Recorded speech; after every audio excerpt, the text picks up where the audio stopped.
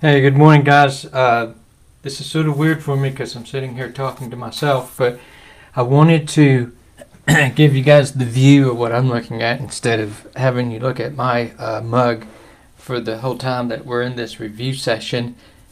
What this is it's a review over the PCT final that you guys took over this crazy separation that we have. Anyway, what I did was when I took the PCT practice final, the same one that you guys took, I wrote notes down as I was taking it. And these are the notes that I came up with because the rationales were not very good. So I added to them a little bit and then wrote them down. These are attached to the very organized notes that a student from last year took. They're sort of on the back of that. You have those available on Google Classroom. But we'll just go, and they're very random. So it's because the questions are random. But we'll give it a try. We'll break this up into a few different sessions and then go from there. So here are the notes that I'm reading off of. So you can find them on the Google Classroom. So this is what I'm going off of here. So let's get going. OBRA, not Oprah, but OBRA, O-B-R-A, stands for, it's an abbreviation. I'm not sure exactly what the abbreviation stands for, but it's the standards for long-term care. You'll see this question when it starts talking about abuse and neglect as in nursing homes or long-term care facilities. Every medical organization has a government body that oversees safety and well-being of the patients and safety and well-being of the staff, like OSHA and JCO and these different things that regulate government regulations. So you'll see that in there. That's off one. It's very important to know the abbreviations and the vocabulary. Absolutely imperative that you know the vocabulary. So stages of a pressure ulcer. Remember, those pressure ulcers are where the patient is bedridden for some time, maybe in a wheelchair, or they're immobile. So we have to turn the patient every so often so they don't build up these pressure sores. The same way when you sit in a chair too long, if you have the ability to move, then your body tells you to move. So you don't create a pressure ulcer or a pressure sore. A stage 1 is where there's a redness or a breakdown, a sort of a beginning breakdown. Stage 2 is where the blisters occur, where you can see blisters. Then a stage 3 pressure ulcer is it starts breaking down the tissue where you can see the fat. And then I believe a stage 4 is the worst, where it sort of goes all the way through. Trapeze bar. This is a trapeze bar is a bar that is set sort of in the middle of the bed for a patient, an orthopedic patient. And what it is they can reach up there and grab that bar, and it enables them to move. It helps them move their trunk or their thorax more. So they'll reach up and grab it, sort of like a trapeze bar, and be able to move. A lot of orthopedic patients have this in bed, like for a fractured femur or something, so they can move around, so they don't have to be moved so often. A side rail not only provides safety, but it also helps the patient roll over. So they can reach over there and grab the side rail and roll over themselves. That way it keeps a provider from having to go in there and move them. A wedge pillow, sort of like a wedge or like a doorstop, but a big pillow.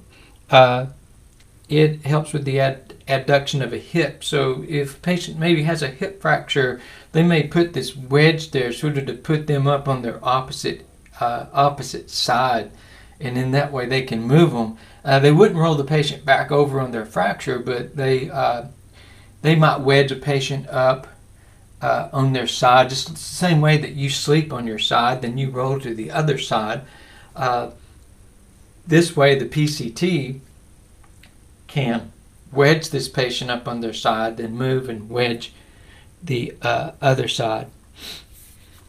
One thing to remember big time in this is as you prepare for your certification exam, is to remember that your scope of practice, super important. Just a side note threw in there.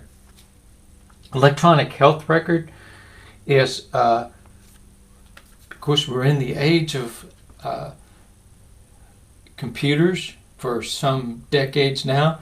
So before we wrote everything on paper, now it's all on computers. And what the electronic health record does is it's a good coordination of care. So if the patient comes in through the emergency room by EMS, then they have an electronic record that they pass on to the emergency department, and then the emergency department will also create the patient's chart or their PCR, patient care report, and then that is electronically transferred if the patient is admitted, so there's not any break in care. They can see what took place with this electronic health record from the moment that the patient was initially treated to discharge. And also it's much easier to keep on record because of the fact that if the patient comes back to the hospital, then they're able to see what has taken place as well. That 1 ounce to 30 milliliters, that's a conversion. There's some questions on there about converting when you do in and outs, as converting ounces to milliliters. As we talked about before in class, we blew it not being able to go through the metric system, but so we convert everything to milliliters, liters, grams. So that's just a conversion that's really good to keep in the back of your mind for a question. The next one is a gait belt. The gait belt is that belt that goes around. We've seen this in class before. And to help move the patients, physical therapy they use gait belts to help walk the patient. They walk on their weaker side. The provider would always walk on the weaker side of the patient. That way you're sort of like a crutch or a cane. And then this question would be to hold on with the arms and walk on the weak side. So the one answer may be walk on the stronger side, but you would walk on the weaker side. And also have your hands that you grip with your palms up. When you lift the patient with the gait belt, you would go with palms up. As we are fully aware of now, cough is a mode of transmission of viruses. A cough can expel a virus probably up to about 6 feet or so. Just simply speaking, maybe a foot that respiratory droplets may come out, but the cough is the mode of transportation. Also, a sneeze would be a mode of transportation as well. Wound by granulation. This is a method of wound healing or wound care. Make sure that you are aware of that vocabulary word. I don't have it in front of me, but granulation. This would be a change. That triangle is the symbol for change. In the Q, change every 24 hours. So if you're in the process of healing a wound by granulation, you would change that dressing every 24 hours. Denture care, this is also a function of the PCT. You would maybe remove and clean dentures. You'll see several questions on denture care because they're expensive. Dentures are very expensive. And so you would remove the upper before the lower. You'll see the answer choices in there. Which one do you remove first? You remove the upper denture before the lower. SCDs, sequential compression device. I hope I said that correct. You would remove that every 8 hours. Those are devices. The SCD helps with circulation, post-surgery patients, to prevent blood clots in the legs. It promotes circulation and muscle movement. If you have a patient who is restrained, you have to remove those restraints every 2 hours for 10 minutes. There's also a question in there on how often that you would check on a patient who is restrained. So that would also be a good piece of information to look up as well. A restrained patient takes a lot more one-on-one care than an unrestrained patient.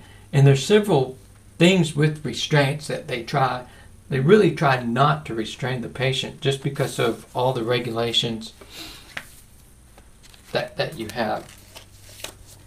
Okay, hey, flipping over to the second small page there. That's where I'm at. On phlebotomy, we missed this whole section in class, but we have the videos so we can watch those. You draw blood with the gauge, a 21 gauge or smaller. Is that what you would draw blood with? Remember the gauges, the larger the number, the smaller the gauge. When giving blood, you use a 16 to an 18 gauge because of the fact that anything really smaller than a 20, the red blood cell doesn't fit through there very well. You can destroy the red blood cell. Most time when you give blood, they would stick you with the 16 gauge. Older people, not me, I don't fit that category, but old people use a butterfly. That's a very small needle, okay, and it's just used to the smaller needle because they have the geriatric population usually have very fragile veins and small veins, so this helps with that, with the drawing blood. Contact isolation, ISO, and that is a gown. Remember, our very minimum standard is gloves, but if we have a contact isolation like C. diff, it's a contact isolation. You never want C. diff, but we would put on a gown, and we can't get by the 2020 coronavirus without seeing everybody that's gowned up and masked and full isolation gear. But definitely, and we'll go into a little bit later about respiratory droplets and airborne versus droplets in the different masks that we would have. But if you have a patient with contact isolation like C. diff, you want a gown because C. diff will live on surfaces for a very long time. And remember, C. diff is only killed by hand washing with soap. The hand sanitizers won't kill C. diff. It's a bacteria. Anaerobic, remember, anaerobic is without oxygen. So maybe you're drawing an anaerobic lab for some reason. It's a purple tube, okay, and then aerobic is a blue tube. I would know better in the next review, on the final review sessions on the phlebotomy, but the different colored tubes that we have for drawing blood, I believe it's important that you know, that you're aware of what each tube represents. The color represents the type of lab test that is being drawn. The color of stool. Nobody likes to talk about stool, but it's part of life. Dark tarry stool is an upper.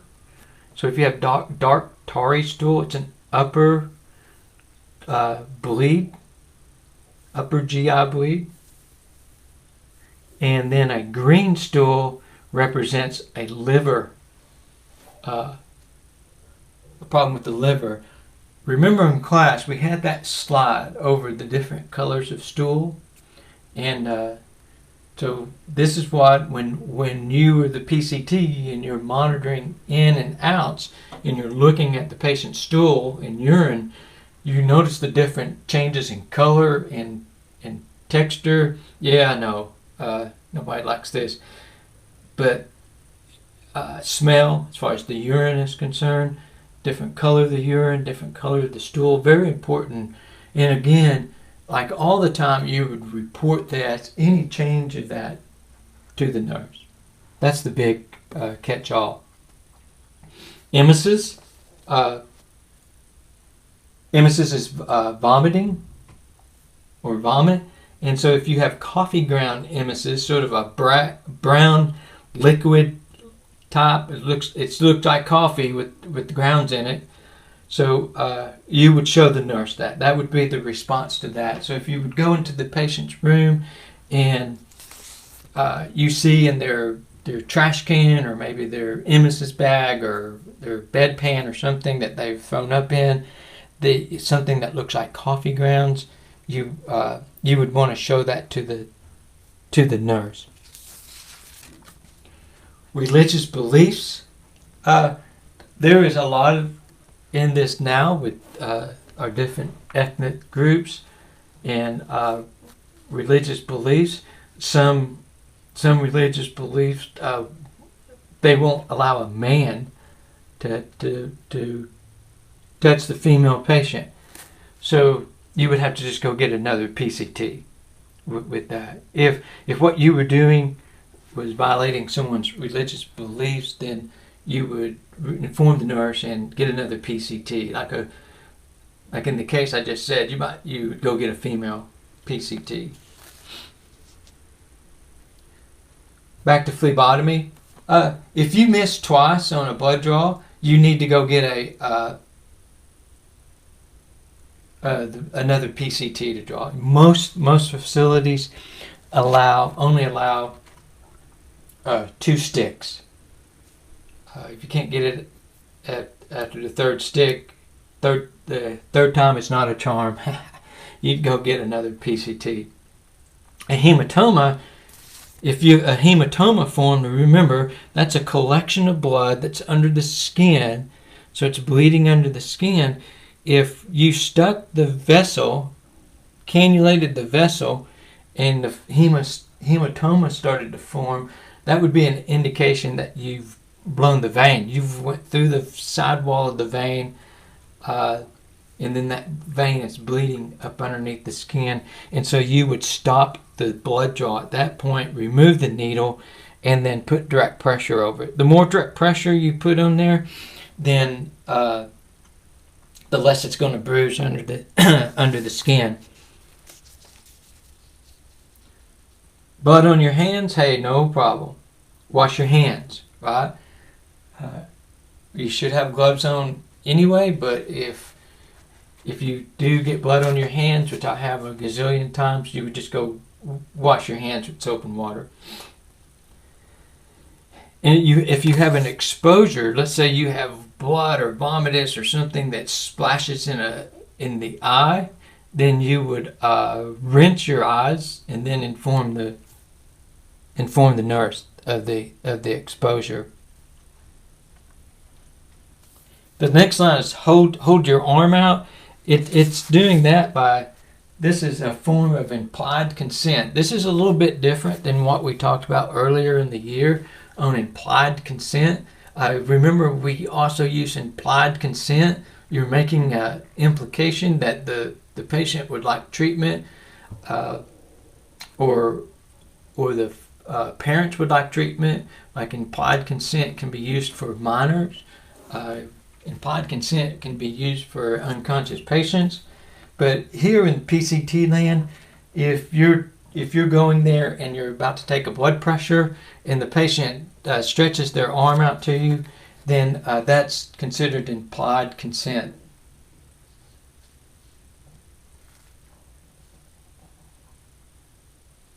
When we're bathing the patient, okay, all of these things are really going to make you pursue a higher level of medicine after working at a PCT. But it's a very good stepping stone for you guys. But bathing the patient, while you're bathing the patient, you would make sure that the Foley is on the bed rail. Remember, Foleys are gravity drains, so they have to be below the level of the bladder, or they back up into the bladder and they can cause a urinary tract infection or bladder infection. But as you're bathing the patient, put the Foley up on the rail, the bed rail. Stuff on patient, give to nurse. I have no idea. Should have wrote some more notes on that. Maybe we can figure that one out later. The median cubital, or the AC, in drawing blood. Let me see if I can do this. What shows up? Oh my. Yeah, there we go. Okay. This is the AC and a cubital space. Everybody has 3 veins there. They have this would be, in the anatomical position, this would be the lateral, the midline, the medial vein. Everybody has 3 veins here. So this would be your first choice for a blood draw. These veins are big, and they're easy to get to. If you have an obese patient, you can still get to these veins. They just may be under a nice level of bluebell. But this is the median is the middle one. This is where most people draw blood. It's a nice big sort of straight vein. It's very easy to cannulate. Okay, back to the scenic view. Okay, so when you're doing a heel stick, remember, it's like on a pediatric. You're drawing a small amount of blood on maybe in a pipette or something for a pediatric, a baby. What you would do, you would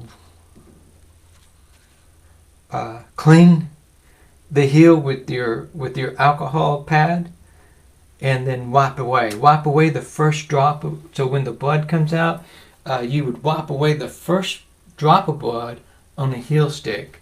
That way you get a cleaner sample. If you take the first drop of blood, it could be mixed with the isopropyl alcohol. So you wipe away the first drop of blood. The line CLIA is that government organization that goes along with the lab. So all the regulations that the lab has on blood draws and doing our samples and our specimens, the CLIA, whatever that stands for, is responsible for the lab.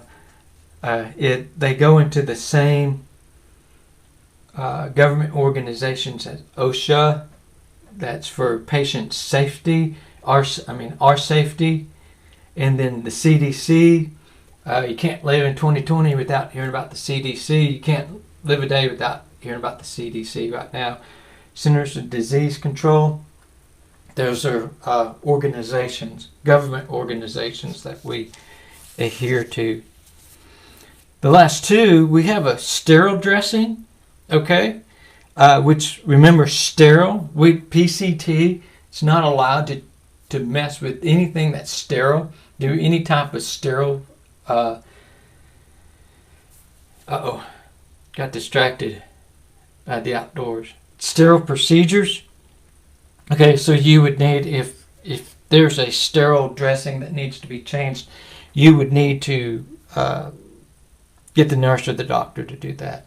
The PCT can only do aseptic dressing changes. Remember, aseptic is simply where you would be clean as possible without sepsis. So when you use an aseptic technique, you would change the old dressing. You take the old dressing off. You'd wash or rinse or clean the wound with whatever they have there for you to clean, and then put on new gloves, and then redress the wound. Let's see what we got left. Oh, geez. Okay. Okay, we're 26 minutes into this craziness. Okay, so we're going to take a break. I'm going to break this up into less than 30-minute sections. Okay, so we'll probably have about 3 parts to this. This will be a good review for you to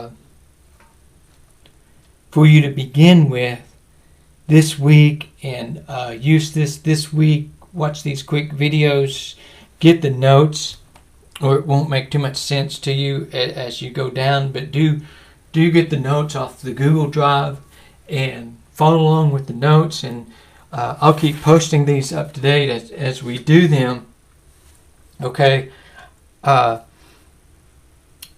Now this one is over the practice exam. I have another review that I'm going to publish on Google Classroom really soon that will help you in great detail with the certification exam. What it has sort of the same thing. It's very random, but there's page numbers attached to it for your to go and find the answer in your PCT book, your yellow book, and that is a must do for your certification exam. All right. So let's whoa, don't throw up. Moving the camera. Okay, hey, thanks for joining me on our PCT review. It's a little windy outside, as you notice, but it's not too windy to play some golf. Hey, have a great day.